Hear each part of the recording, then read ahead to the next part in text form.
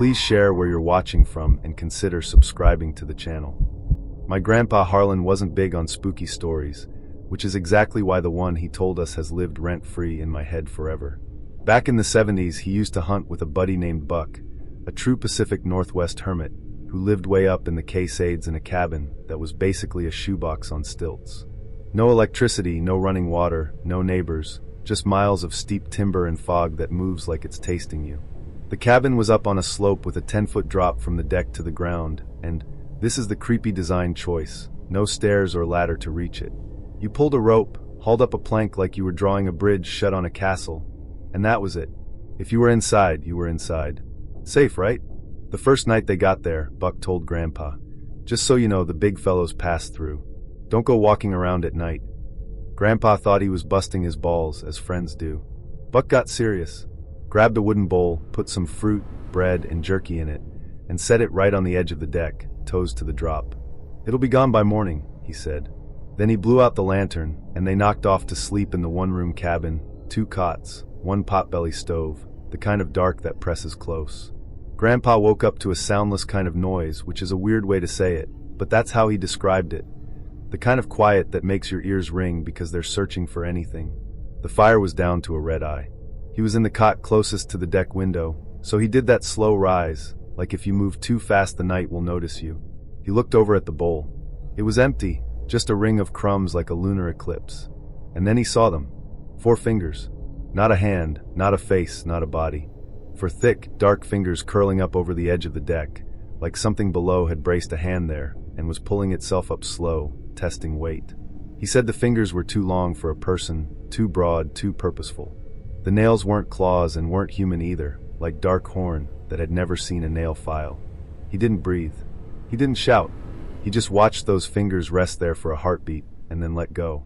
Whatever it was, dropped back into the night the way a fish disappears into dark water. The stove ticked as the iron cooled. He told us he never went back to that cabin. Decades later, when we'd tease him about tall tales, he'd shrug and say, "I didn't see a monster. I saw 4 fingers. Maybe it was a bear, sure, except bears don't have hands like that, and they don't place them like they're thinking through angles. Maybe it was some big guy trying to scare 2 hunters, except you'd need a ladder and a death wish to pull that off on a slick deck in the fog in the middle of nowhere." And then there was the bowl, empty like it had never been there, like etiquette. If it had been a person, Grandpa said, they'd have tipped the damn thing, or at least made some noise. This was quiet as confession.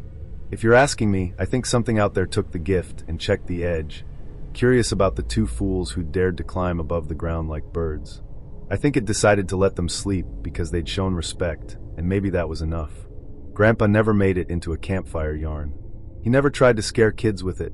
He'd tell it with that same low rumble he used when talking about busted tractors or broken bones. Matter of fact, flat, like a man describing weather. He'd say the strangest part wasn't the fingers, it was the smell. Damp moss, wet fur, and this copper-sharp stink like pennies rubbed raw. Buck, the hermit, never flinched. He woke up when Grandpa rolled over and muttered, "They came," like it was routine. When Grandpa nodded, Buck just said, "They're passing through. Go back to sleep," like it was nothing, like it happened all the time. But Grandpa didn't sleep. Not after that. Every creak of the cabin, every pop of the stove, he thought the fingers would return, followed by something taller than the window. He told us that night taught him something ugly, that there are things in the dark that are bigger than your rules, and you might never get to understand them. You just pray they don't decide you're worth grabbing. And he swore, to his grave, that if he'd seen the rest of the hand, the palm, the arm, the body attached, he would have gone mad. That the not knowing was a mercy. He said, 4 fingers was enough. I don't tell this story much anymore. When I was a kid, I used to say it like it was funny, like, haha, the Easter Bunny kidnapped me. But the older I get, the less of a joke it feels. Sometimes I think I made it up, a kid's dream. Other times, I wake at 3 a.m. soaked in sweat, with a memory so vivid it feels carved into my skull, and I know it wasn't a dream. It was a visitation.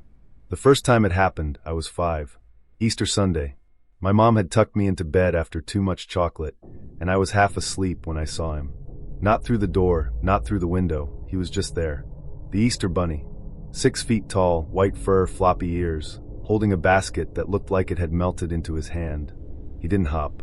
He didn't smile. His mouth didn't even open. But I heard him, a voice in my head, syrupy and wrong, saying, "Come see Santa." What kid wouldn't?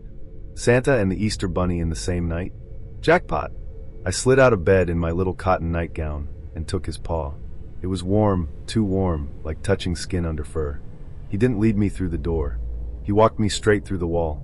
Suddenly, we were standing in a place I later called the flat. No corners, no ceiling, no floor. Just endless gray stretching forever. It pressed on my skin like static, buzzing in my teeth. I remember clutching the bunny's paw tighter and wanting to cry, but my voice wouldn't come out. And then he was there. Santa. Except he wasn't Santa. He was a throne of light, and on it sat a shape. Faceless, massive, radiating disappointment. Not angry. Worse. Disappointed, like a father watching his kid torch the family home. He didn't speak words. He slammed pictures into my brain. Oceans boiling. Cities choking on smoke. Kids coughing blood. Forests collapsing into ash. Then flashes of animals running, people drowning, fire eating the sky. My tiny body shook. I wanted to scream for my mom. I wanted to wake up, but I couldn't. The bunny squeezed my hand, and I felt his thoughts slide into mine like oil. Watch. Remember. Tell. I woke up in my bed. Hair wet like I'd been in a storm, nightgown twisted inside out. My blanket smelled like smoke.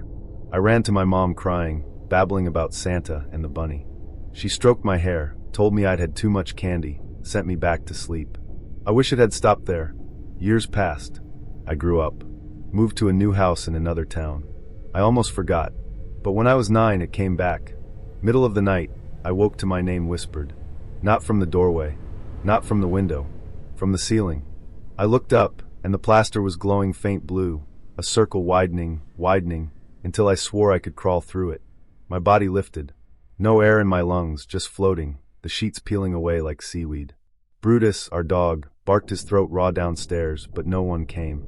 I drifted into a room shaped like an egg. Walls pulsing, glowing soft blue. 3 figures stood waiting. Not the bunny. Not Santa. Grays. Thin as sticks, arms too long, heads too wide, eyes black and slick like oil puddles. They didn't move their mouths. They didn't have to. Thoughts hit me like needles. Watch. Remember. Change it. They showed me again. The boiling oceans. The coughing children. The cracked riverbeds. Except this time, I also saw flashes of green. Trees swaying clean, water sparkling so clear it hurt my eyes. They pressed it into me like a demand. This or that. Your kind decides. And then I was back. Dumped in my bed like garbage. Clock blinking 4:17 a.m. The last thing I remembered was brushing my teeth at 9. I never told my parents. I knew they'd say I was dreaming. But I carried it. I carried it into adulthood, into every choice I made. Fast forward 15 years. I'm in grad school studying botany. One night, I'm browsing case studies online, bored, when I stumble on an old interview with an abductee from Peru. Never met him, never heard of him. He described the exact same thing. The throne of light. The disappointment. The boiling oceans. Word for fucking word. I sat on the floor of my shitty dorm apartment and cried for an hour. Ugly sobs, snot and all. Because either we both dreamed the same dream, or something real had branded itself into us. I switched majors. Botany wasn't enough. I had to study environmental science, ecosystems, climate collapse. I told myself I was doing it because I cared about the planet, but that's only half true. The other half is that I wake up every night still hearing the bunny whisper in my head, watch. Remember. Tell.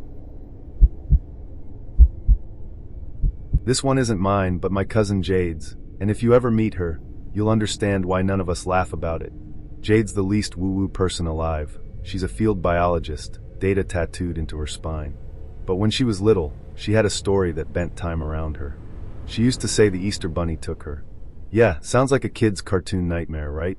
Except she didn't say it with giggles. She said it with the flat certainty of someone describing a dentist appointment. He came into my room. Big white ears.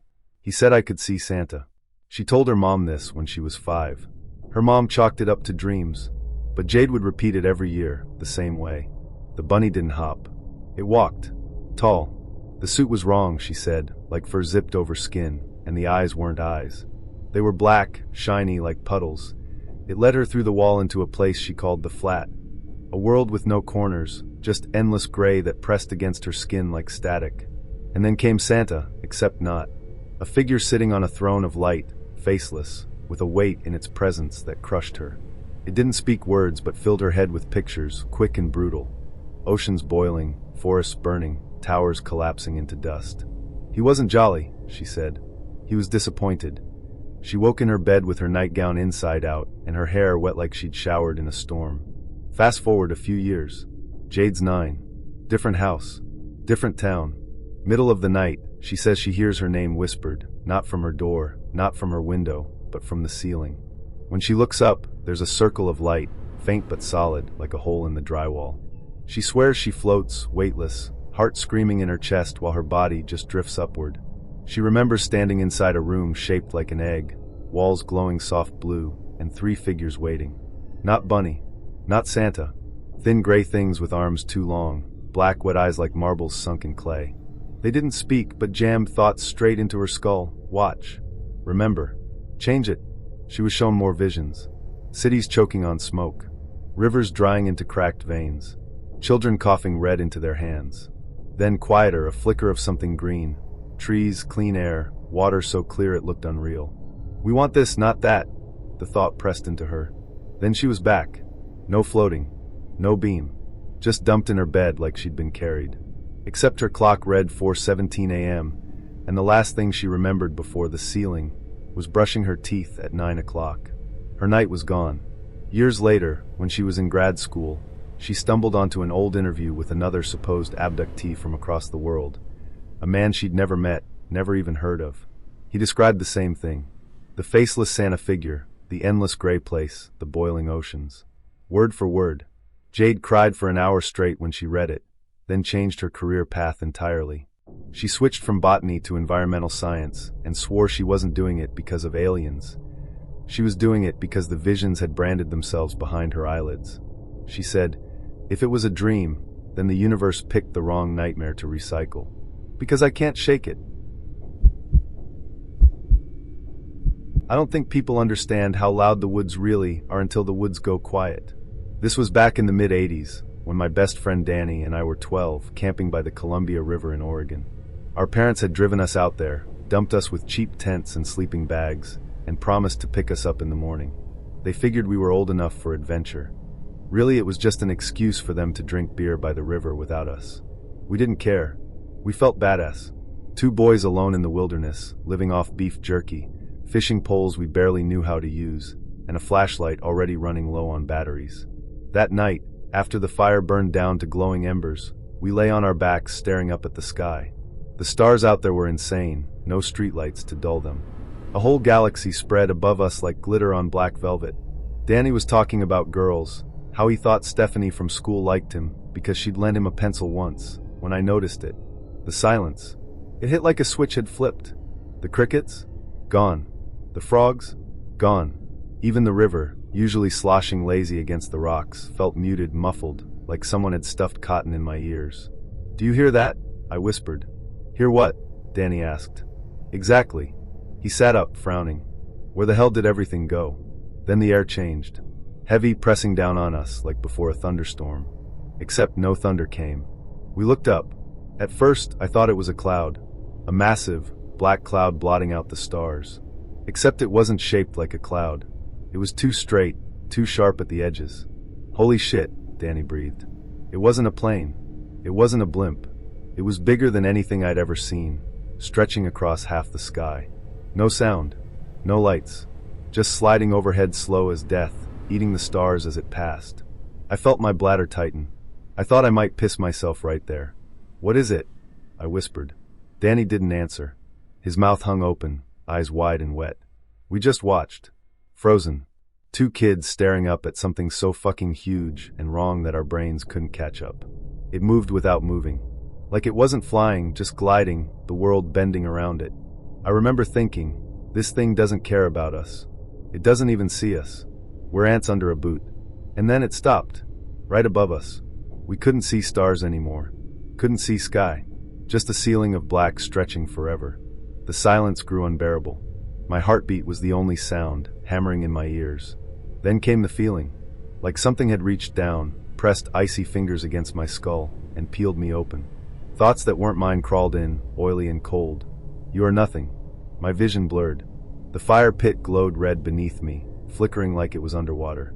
I clutched at the dirt, digging nails into the soil just to feel real. Next to me, Danny whimpered. Not cried, whimpered like a kicked dog. You are nothing. The shape lingered, hung there, savoring us. Then just as suddenly as it arrived, it slid on. The stars blinked back into existence, one by one. The air lightened. The frogs croaked timidly, and sound rushed back like a wave. Danny gasped, sobbing. Did you feel it? Did you hear it? I nodded, throat too tight to speak. We didn't sleep that night. Didn't even crawl into our tent. We sat by the dead fire, clutching our flashlights, staring at the sky like scared little kids. In the morning, our parents showed up, hungover and cheerful, teasing us for looking like we'd seen ghosts. We didn't argue. What could we say? Hey Mom, Dad, a goddamn flying continent parked over our heads and told us we're worthless. Yeah, that'd go over well. But it didn't stop there. For weeks afterward, I couldn't sleep. Every time I shut my eyes, I saw that shape blotting out the stars. I'd jolt awake at 2 a.m., heart racing, sure it was back, hovering silently above the house. Sometimes I swear I felt it. That pressure, that suffocating weight. I'd lie frozen, blanket pulled to my chin, ears ringing with the absence of sound. Once, I woke to find Danny sitting in the treehouse at 3 a.m. He'd ridden his bike across town, just to watch the sky with me. His eyes were red, his hands shaking. He said he couldn't be alone with it anymore. We didn't talk about it at school. Didn't tell friends. It was ours, a secret too big and too ugly to share. But it fucked us up. Danny started drinking early. By 15, he was sneaking whiskey from his dad's cabinet just to fall asleep. He said it kept the dreams away. Me, I threw myself into books. Astronomy, physics, anything that might explain what we saw. Except nothing did. No plane, no satellite, no classified military project matched what hung over us that night. You don't forget something like that. You don't outgrow it. Years later, we tried to talk about it again. We were 20, sitting on the tailgate of my truck, smoking shitty cigarettes. I asked him, "Do you think it was aliens?" He shook his head. Aliens want something. They abduct, they test, they take. He flicked ash into the dirt. That thing didn't want shit. It was just there. Like a mountain. Like the ocean. Too big to care. He was right. That's what made it worse. If aliens are scientists, you can at least pretend you're part of an experiment. But that thing, that shape, didn't need us. It didn't notice us. It just erased us without touching us. And honestly, I'd almost prefer the little gray guys with needles. Danny died at 30. Drunk driving. Single car accident. I stood at his funeral, staring at the stained glass windows, and thought, maybe he was running from it his whole life. Maybe he just wanted silence louder than that silence. Me? I'm still here. Older, balder, still staring at the sky like a paranoid freak. When people ask me why I don't laugh at alien stories, I tell them about the night my blanket disappeared. Not misplaced. Not lost in the laundry. Straight up vanished from this world. It was 1981. I was 7 years old, living in a small town in Indiana, the kind of place where the air always smelled faintly of corn and cow shit, and the nights were so quiet it made your ears ring. Our house was a simple 2-story, peeling white paint, drafty windows, the works. That blanket was everything to me. It was soft blue, covered in faded stars, worn thin in places from me dragging it everywhere. To bed, to the yard, even in the bathtub once, until my mom screamed at me. It wasn't just fabric. It was armor.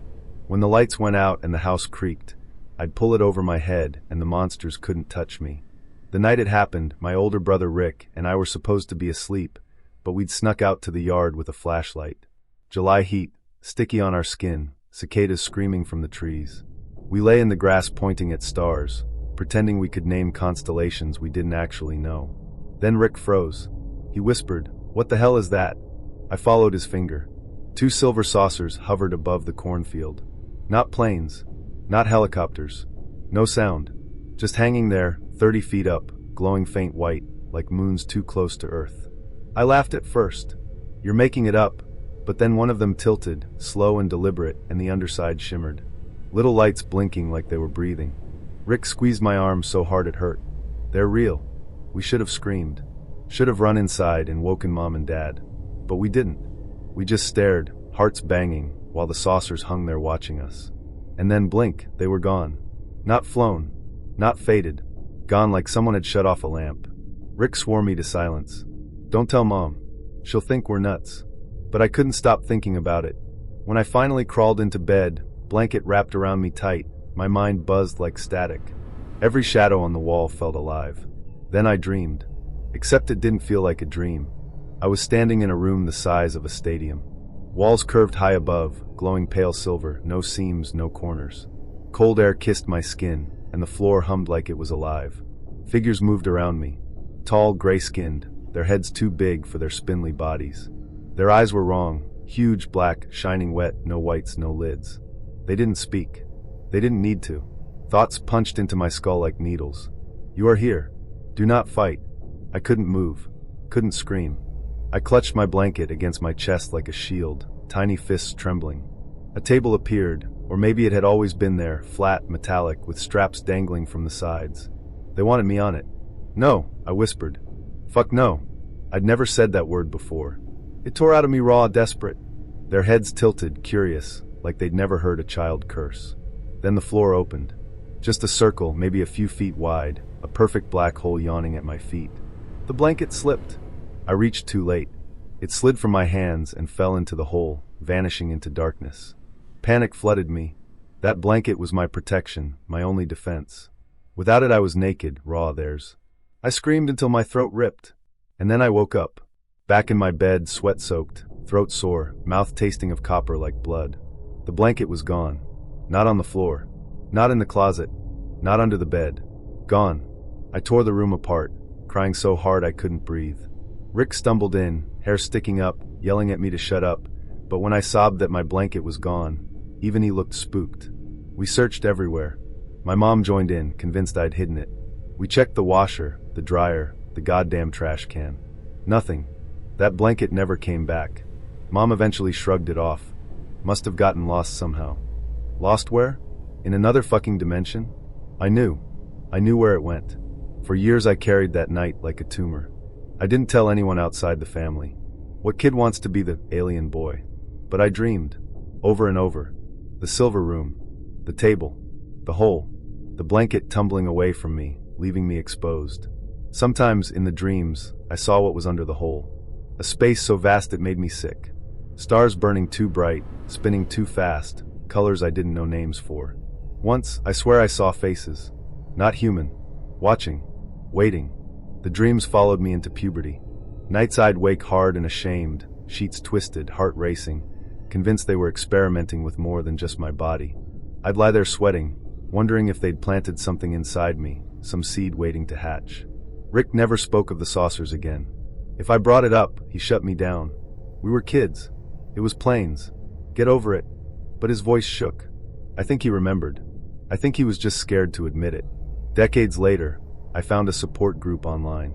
Abductees swapping stories, most of them sounding like lunatics.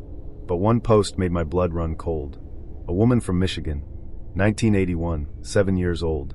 She described being in a silver room. Tall gray figures, a table with straps, and a hole in the floor. She said she dropped a stuffed rabbit into it. Woke to find it gone. I sat at my desk shaking so hard I nearly broke my keyboard. It wasn't just me. People roll their eyes when I tell them I became a psychologist. But it wasn't random. I wanted to understand trauma, memory, the mind's ability to scar itself. Deep down, though, I know I chose it because I wanted to understand them. To this day, I can't sleep without a blanket. Doesn't matter how hot it is. Doesn't matter if it's just a thin sheet. I need it. I need that weight, that barrier. Because I'm still terrified they'll come back. And this time, I won't have anything to hold on to. Sometimes, when I'm drunk enough to stop censoring myself, I wonder out loud, what did they do with it? Did they study it, cutting threads under sterile lights? Did they keep it as a trophy, a child scent forever locked in alien archives? Or worse, did they wear it, drape it over their shoulders like a hunter wearing a pelt? The thought makes my stomach flip. Here's how my dad always told it, and he never told it for laughs. He called it that night at Lake Taro, and even years later you could see his jaw lock when he said the name, like a muscle remembered what his mouth wouldn't say. It's his story, but it starts with my grandfather, Vern to everyone else, Pop to us, who could fix a carburetor with a butter knife and a prayer, and who treated superstition the way you treat a loaded rifle. You don't point it at anyone, and you never pretend it isn't there. They camped as a family back then. Pop, my grandmother May, and my dad, who was 13 and cocky and still thought he could stare down the dark and win. It was late in the season, air thin, leaves halfway down, lake black as smoked glass. The campground ringed a big stone fire pit and a dozen rough-hewn tables, the kind of place families used for hot dogs and ghost stories in August, but it was empty now except for them. Deer prints laced the shore. A thin mist crawled over the water like a living thing. If you'd asked any of them at noon, they would have said it was perfect. The first odd note wasn't a sound or a shape, it was a feeling, the sense that the hills were holding their breath. Pop noticed it, but didn't say so. He just kept doing that hunter's scan with his eyes, not his head, left, right, up into the firs, down to the duff, like a man reading a book only he could see. Dad fetched water from the pump. May laid out their old canvas tent and stacked wool blankets like she was building a fort, and Pop built a proper fire. Kindling like a pyramid, logs leaned to breathe, flames that threw heat without coughing smoke. It ate the chill as fast as he fed it. They ate stew from the dented kettle. Sunset turned the lake to hammered copper. A pair of ravens heckled each other from a dead snag and then, as if called to something else, shut up all at once. The silence fell quick and heavy. Crickets cut off. The tiny gossip of the woods. Twig ticks, leaf whispers, the secret scrapes that tell you a place is alive, flattened like someone had pressed a palm over the world's mouth. Then the howl came. Dad says howl doesn't do it justice. Wolves howl. Coyotes yip. This sound had weight, 3 tones braided together, the lowest so deep it made your molars hum, the highest like a wire pulled tight and plucked in your skull. It rolled in from the trees beyond the road and took the air with it. May froze with her spoon halfway to her mouth. Pop set his bowl down and said, in the same voice you use for rattlesnakes and circular saws, in the tent. He didn't say please. He didn't say why. Dad grabbed the lantern. May gathered the cups with hands that tried not to shake. Pop kicked the woodpile forward with the toe of his boot, so the fire wouldn't starve while they zipped up. He didn't bring the rifle inside. He set it within reach of the tent flap instead, action open, rounds gleaming in a neat row on the camp table. Later he told my dad, if I need that noise, it'll be the last noise I make. Inside the canvas, every sound was magnified, the zipper's sawtooth buzz, the tiny gasp of fabric when the tent wall breathed with the night, the way wind made the poles click like bones. Dad kept his boots on, because some superstitions need laces. The lantern turned the canvas into a glowing, orange lung. They could feel the heat from the fire through the floor. Dad tried to joke once, something smart asked about Pop being dramatic, but the look May gave him killed the words in his throat. She folded her hands like she was holding rosary beads she didn't have. The smell arrived the way a door opens into a warm house, suddenly from everywhere. Not a whiff. A presence. Rotten dog and wet pennies. River mud you've churned up with your boots. A locker room left too long. It moved through the canvas like a living thing and sat on their chests. Dad gagged. Pop said, quiet, and the word landed like a brick. Time stretched into taffy. 10 minutes felt like an hour. The lantern hissed, and the fire outside popped with these little gunshots that made everyone flinch. Somewhere deep in the trees, something answered that first howl with a shorter, darker one. Then another, farther off. Dad tried not to count them and ended up counting anyway. 3, 4, maybe more. When he finally looked at his watch again, the green digits said 2:07 a.m. When he looked up, it felt like they said 3:10, and when he checked again they said 2:13. You could convince yourself the night was lying to you. It walked past the tent the first time, just before 3 o'clock. He didn't see it, he felt it. The ground gave a little, just a breath, like something heavy had stepped somewhere the dirt cared about. The canvas went tight and then slack, like a vacuum had smoothed it with a hand and let go. The shadow that crossed the wall was wrong. A man's shape stretched, but the proportions were off. Head pushed forward, shoulders like a cliff, arms that hung too low. It stopped between them and the fire. Their thin world went dimmer. They could hear breathing. Not panting or snorting, steady machine regular. Each inhale a bellows full, each exhale a slow shove. Dad reached for Pop without meaning to. Pop didn't look away from the zipper. He lifted one finger, a command to stillness, and pressed his thumb into the slider. Very slowly, he pulled the zipper down half an inch and leaned his eye to the gap. Dad says the thing was 15 feet away, and it stood like it belonged there. No hunching, no crouching, no sneaking. It was tall, taller than any man Pop had stared down in bars or at fence lines. 7 feet? More? Hard to tell with the fire's light feathering its edges. Fur, not hair, hung off it in damp ropes, glossy where sparks touched oil, matte where ash dusted it. The legs weren't human. Thighs enough to sprint through deadfall, calves built like springs, knees flexed as if coiled. The hands were the worst, long, thick fingers that seemed to keep their shape in the glare, like something you'd see through glass at a museum, except those things were alive and could close. But the eyes, God help them, the eyes, were yellow, not reflective like a deer in headlights, but lit from within. Not bright, not flashlight beams. Dim, ugly coals. They didn't flare when it turned its head. They just held. And when they settled on the tent, on that letterbox gap Pop gave himself, it felt like someone you didn't know had just said your name in a quiet room. It began to pace. Not stomping. Not testing the fire like a bear sent by the smell of grease. It traced a circle around the pit, counterclockwise, slow and deliberate, like a man walking the stations of the cross. When it turned its chest toward the tent, the stink intensified and the breathing got louder, and the tiny hairs all over Dad's arms crawled in one direction like they were trying to escape his skin. When its back was to them, air returned, thin and bitter, like after a held breath. On the second lap, it stopped at the edge of firelight and tilted its head up, not toward the stars but toward the trees beyond the road. In that notch between flame gold and true black, Dad saw them. At least 3 other shapes at the tree-line, shoulder-high to the first, still as cut stumps. Their eyes caught a little of the fire and made a sick little triangle of dying embers in the dark. They didn't move. They watched. If the big one was a question, the others were punctuation. May's lips moved. Quiet prayers. She wasn't whispering words Dad recognized.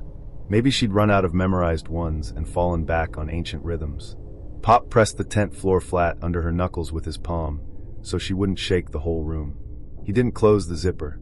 He didn't open it more. He kept his eye in that gap and counted, because counting was a thing a man could do when the night had decided to stop making sense. On the third lap, it stopped in front of the tent, at the place where the heat fell to nothing.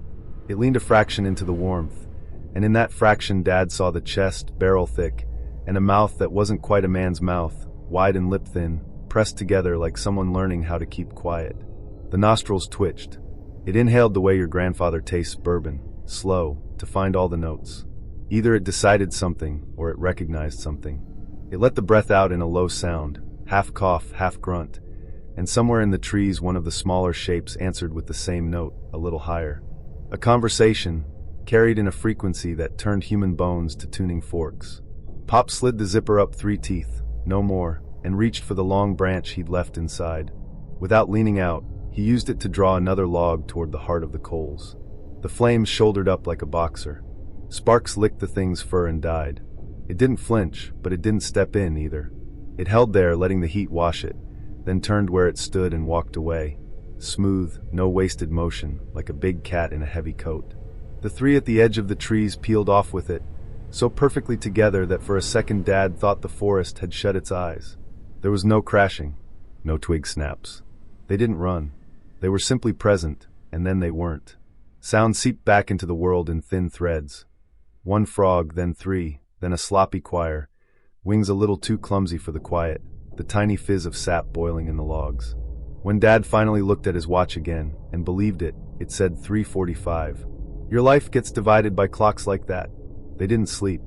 Pop fed the fire with a miser's care, keeping it tall but not greedy.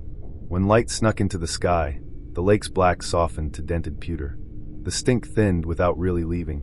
May made coffee so strong it felt like penance, and set a cup next to Pop's knee without looking at him.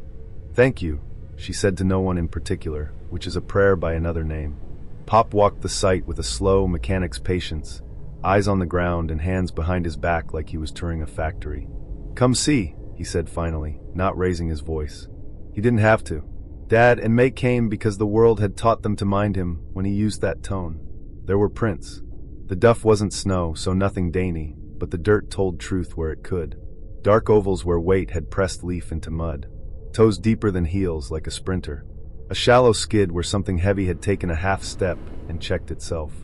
At the fire pit, 1 brick wore a soot-smudged half moon at an angle that could only be knuckles or the heel of a palm. Pop set his hand in the deepest print, and his fingers didn't reach edge to edge. Bigger than a big man, he said. Not scared. Not bragging. Just facts laid on the table. Higher up, on a cedar just beyond the site, 2 fresh rubs showed where bark had been scoured away parallel, about 6 feet off the ground. Sap wet and white like a wound.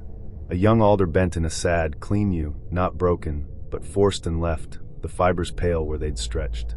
Dad lifted it and it whined a high, torn sound. He set it down like an apology.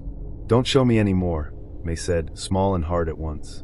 "I'm going to fold blankets, and we are going to leave, and I'm going to forget everything except your faces." She went to the tent and made the wool into squares that would have satisfied a drill sergeant. They broke camp like a family in church. Quiet, ritual, no jokes. Pop doused the fire with 2 pots and stirred the ash until it looked like gray soup, then doused again, then used the stick to right little channels for steam to escape. He put the grate back exactly how he'd found it, which is a man trying to tell a place he respects its rules. When they hauled the last tote to the truck, he stood at the edge of the site, took off his cap, and said, "We're going." Not goodbye. Not thanks. A declaration of intent, a thing without a language might still recognize. On the rutted road out, Dad watched the trees the way you watch your own reflection, when you're not sure if it's going to blink at the wrong time. Once he thought he saw a seam slide between trunks, a moving absence, and looked away on purpose, because sometimes your choices are see the thing and get to leave. May stared straight ahead, lips thin, hand locked around the grab strap. Pop drove like he'd been drinking coffee since birth, hands at 10 and 2, shoulders so tight they made the steering wheel look fragile. None of them talked until the blacktop blessed their tires. Back home, they did all the ordinary things, because ordinary is how you smudge out what won't fit in your head. The tent dried over the clothesline. The kettle got scrubbed until the soot surrendered. The boots went upside down on the porch. They didn't say Sasquatch. They didn't say monster. They said very little, the way you do after a fight you both know you survived by accident. For weeks after, small wrongnesses tapped the windows of their days. May swore she felt eyes from the hedge when she pegged laundry at dusk. Dad walked home from a friend's house and noticed birdsong stopped in a soft circle around him, then started again 10 steps from the porch. The compost heap got turned like a giant had dragged broad fingers through it and placed melon rinds in a careful fan. Pop didn't log any of it. He just started stacking more wood by the back door and kept a shovel where he could reach it in the dark. When Dad told me the story years later, me with my chin in my palms, him staring somewhere past my ear, he didn't lean on drama. He didn't need to. He finished the bowl of stew he'd made like Pop used to make and said, "That thing didn't love us and it didn't hate us. We were a mistake in its house. The only reason I'm here and you're here is because we didn't make that mistake worse." He sipped his beer and added, like a man giving you directions to a place you really don't want to go, "Keep your fire high. Don't run your mouth in the dark. And if the forest tells you to leave, don't argue." I grew up in a little council house at the edge of a town in southwest England. It wasn't fancy, but it was ours. The kind of house where wallpaper peeled in corners and the garden gate screeched like it was begging for oil. Our bedroom faced the back, overlooking a narrow lane that just dissolved into hedgerows and fields. The bathroom sat opposite, with one strange feature, a trap door in the ceiling that led to the attic. No ladder, no pull cord, just a square of wood with paint peeling at the edges and 2 rusty screws holding it in place. The house didn't feel haunted. If anything, it was ordinary. My mom worked long shifts. My dad, Gareth, stayed home with us most days, funny when he was up, a bit stormy when he was down. But he was also something else, a medium. He read tarot, spoke about the veil, and said the dead were like nosy neighbors you didn't have to invite in for tea. Because of that, strange things didn't scare us as much as maybe they should have. Once, Mum swore she saw a black Labrador appear halfway down the stairs and vanish.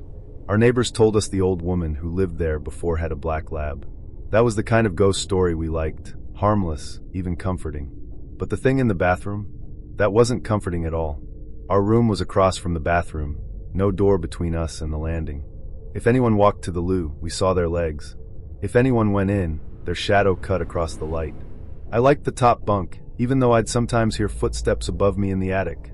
Heavy ones, not scurrying mice. I'd press my palm to the ceiling and swear I could feel them. But I never told anyone. One gray afternoon, Mum was at work and Dad had gone to bed early, saying he felt ill.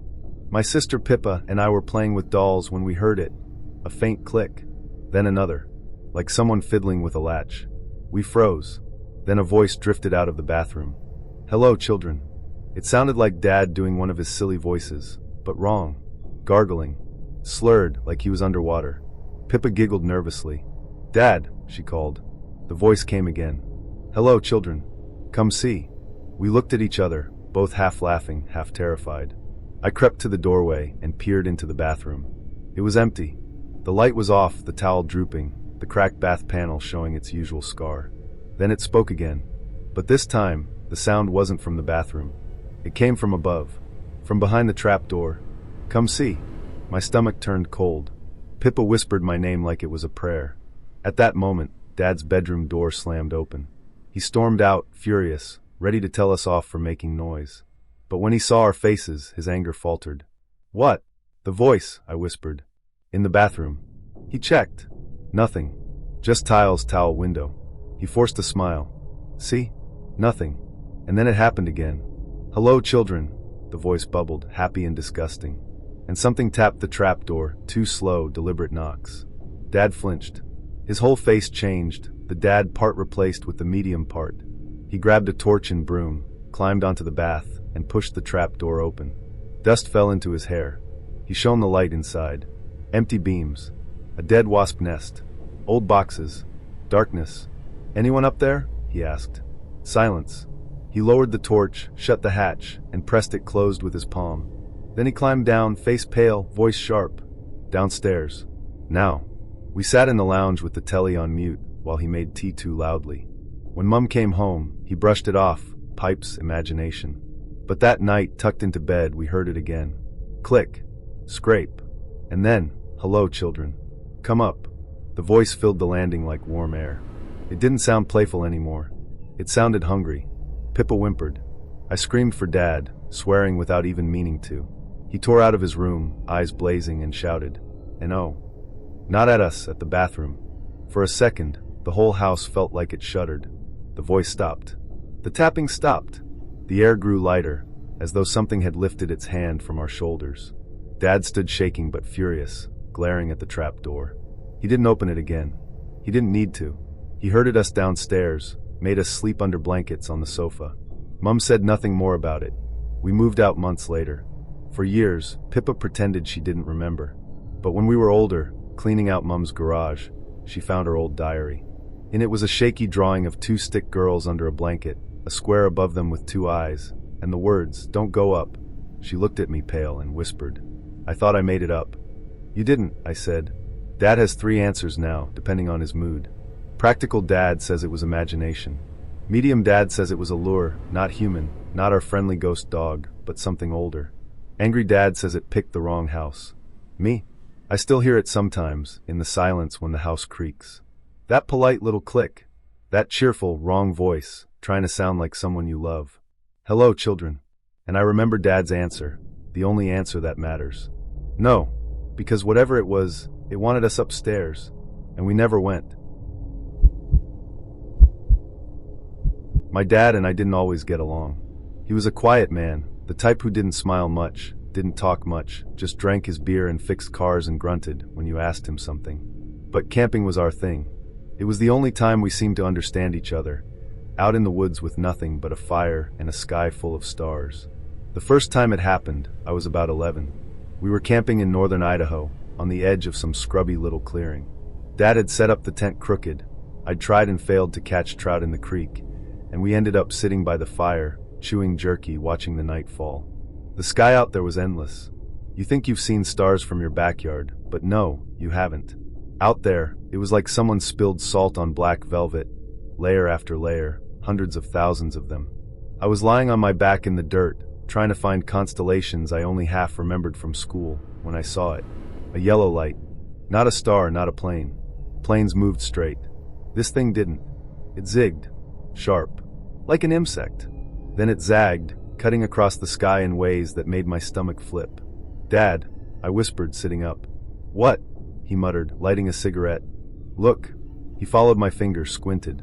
Then he froze. The light darted left, then right, then up. Then it stopped dead. Completely still. That's not a plane, he said finally. We watched in silence. The fire popped behind us, the creek bubbled somewhere to the right, but all I could hear was my own pulse hammering in my ears. The yellow light hung there, mocking physics. Then, as if it knew we were watching, it darted diagonally, zipped down, then shot straight back up. "Jesus Christ," Dad muttered. He never swore in front of me. The thing did this dance for maybe 2 minutes, then gone. Not faded. Gone. Like someone yanked a plug. The woods swallowed the silence again.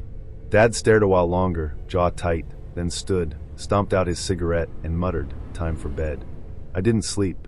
I lay in the tent listening to every rustle, every shift of the canvas, wondering if the light was above us, hovering, waiting. The next morning, Dad acted normal. Made coffee, burned bacon. Didn't bring it up, so neither did I.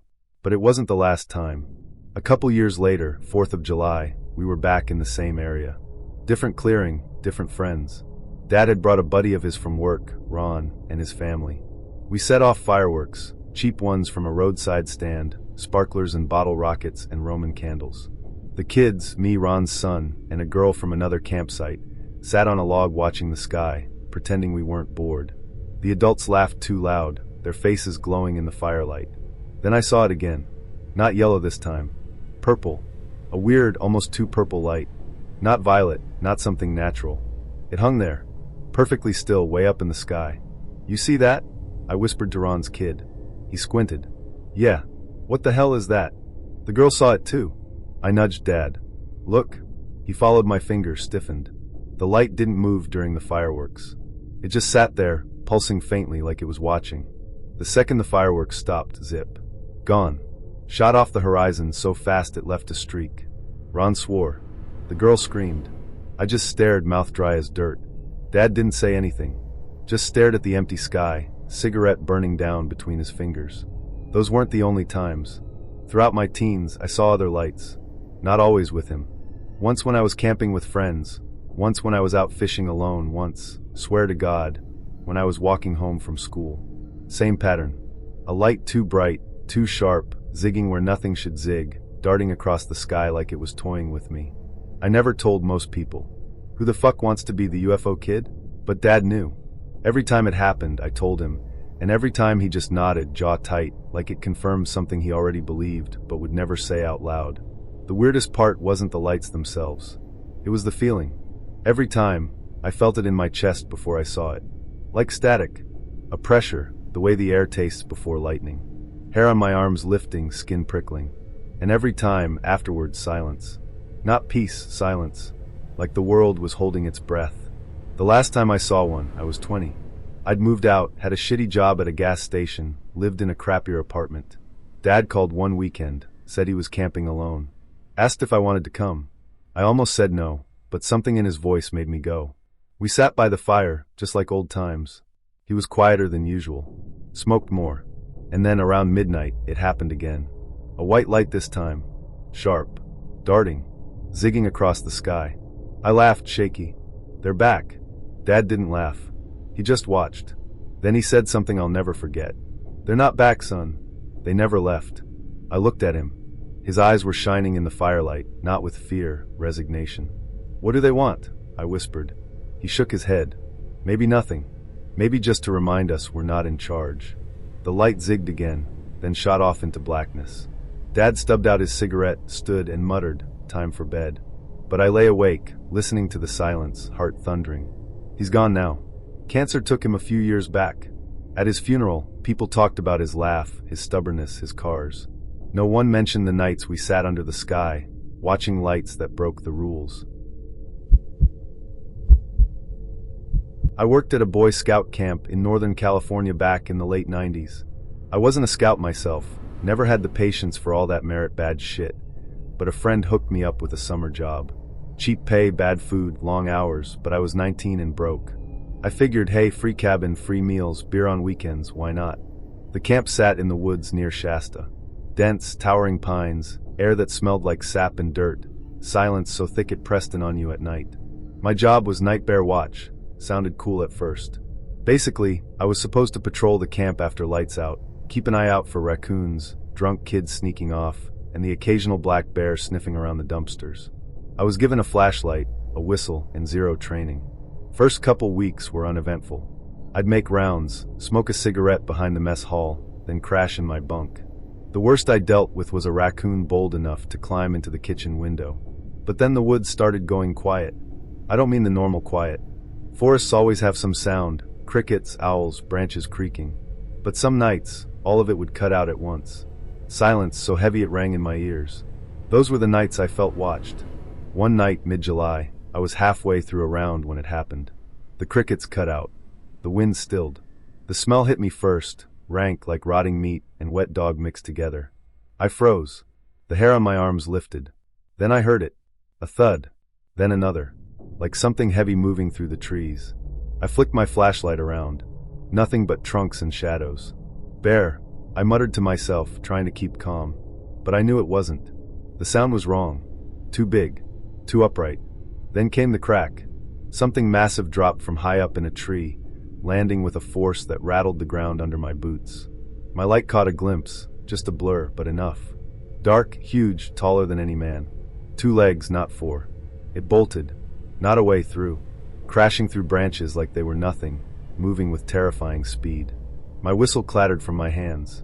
I stood there, heart hammering, as the crashing faded into the distance. When it was gone, the night sounds returned, like someone had flipped a switch. I told myself it was a bear, but when I checked the area the next morning, I found broken branches 15 feet up. No bear could reach that high. A week later, I smelled it again. Same stench. Same silence. This time, I wasn't alone. Another counselor, Mike, was with me. Big guy, always joking, never scared of anything. We were walking near the lake when the smell rolled over us. "Fuck," he gagged. "What died?" Then the woods went quiet. He stopped laughing. We heard the crunch of footsteps circling us, slow, deliberate. "Bear," he whispered. "Not a bear," I said. The crunching stopped. Then knock. Knock. Knock. 3 knocks, deep and hollow, like a log being slammed with a club. Mike's eyes went wide. What the fuck was that? Before I could answer, a howl ripped through the trees. Not a wolf, not a coyote. Deeper. Louder. Full of rage. Mike swore, dropped his flashlight, and bolted back toward camp. I wasn't far behind. We didn't stop running until we hit the cabins. We told the camp director. He brushed us off. Bears bang on trees sometimes. Bullshit. I'd never heard anything like that in my life. The rest of the summer was tense. Kids would whisper about shadows moving outside their tents. One swore he saw glowing eyes at the treeline. Some nights I'd hear knocks. Other nights howls. Always followed by silence, always followed by that stink. I started carrying a knife, even though I knew it wouldn't do shit against something that size. The last night of camp is burned into me. We'd just finished lights out.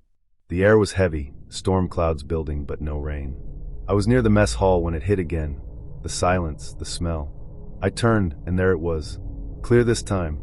A massive shape, stepping out from between the trees. 7, maybe 8 feet tall. Broad shoulders covered in dark hair, chest like a wall. Its face was wrong. Not fully ape, not fully man. Deep-set eyes that glowed faintly in my light. A flat nose, a mouth too wide. We locked eyes. I couldn't move.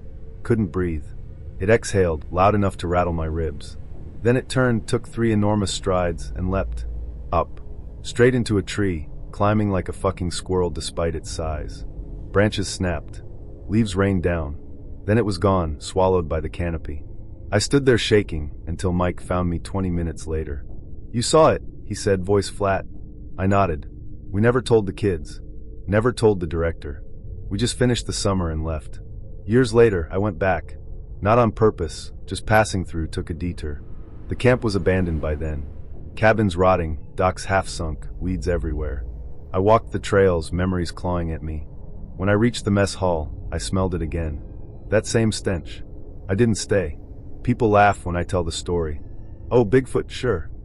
But here's the thing, I don't care what you call it. Bear, ape, demon, something else entirely. It was real. My mom and I used to take late-night drives. It was her way of calming down after long shifts, especially when my stepdad was being an asshole. We'd pile into her old Ford, heater barely working, radio humming static, and just drive through the country roads that curled around our little town. I liked those drives.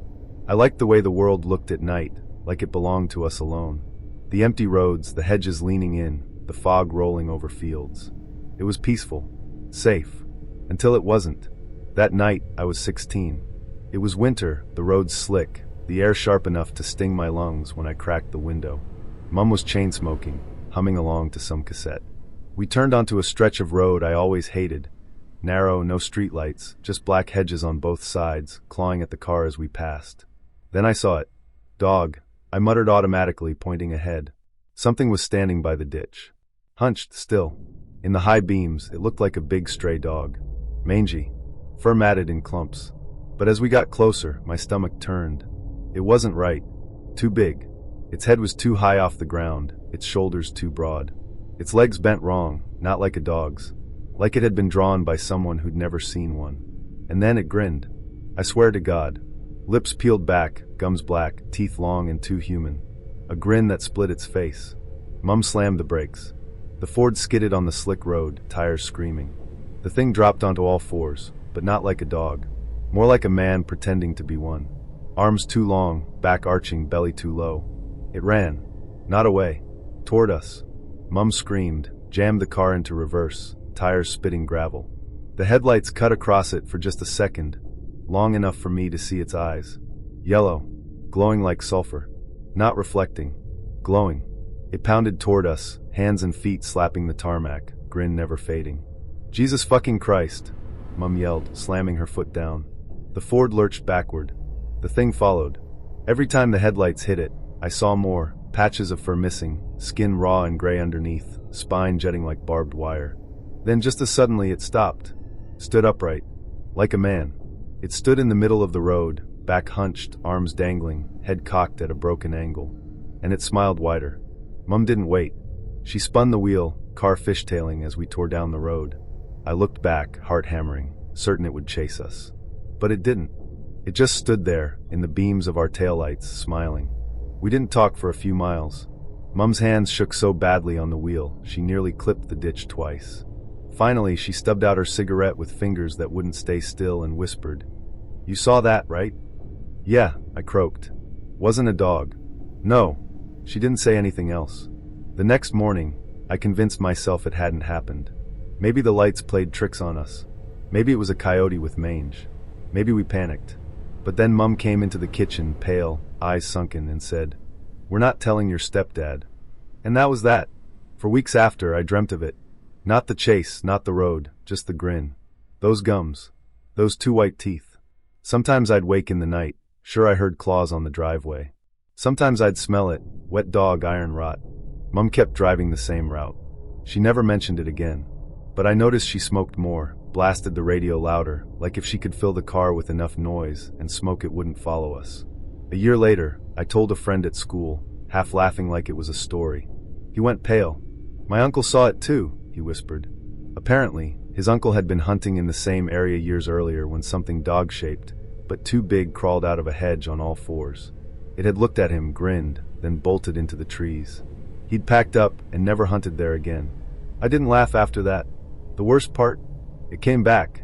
Not to the road. To me. I was 18, home alone. Stepdad had left, Mum was working nights. I was watching TV, half asleep, when I heard it. Scratching. At the window. Slow. Deliberate. I froze. Turned the volume down. Scratch. Scratch. I crept to the curtain, heart slamming, and yanked it open. Nothing. But in the reflection of the glass, behind me in the garden, I saw eyes. Yellow. Grinning. I spun around, gone. Just the dark garden, the broken fence, the swaying hedge. After that, it never showed itself again. Not fully. But I still felt it. The static air. The smell. The sense of being watched when the road narrowed and the hedges leaned in.